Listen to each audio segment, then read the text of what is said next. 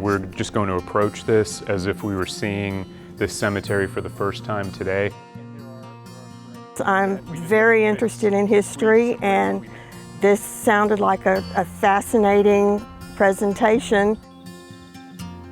So what we have here is a marble tablet that has obviously been broken, and it's been repaired.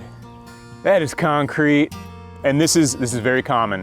What we want to avoid doing are repairs that are not reversible. It looks like it also has been repaired. I'll bet you if we look really carefully, they probably kept some concrete minimal in there just to kind of stick it back together.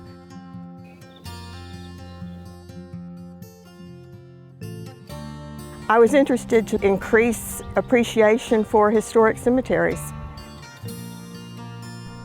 These resources need to be preserved in perpetuity.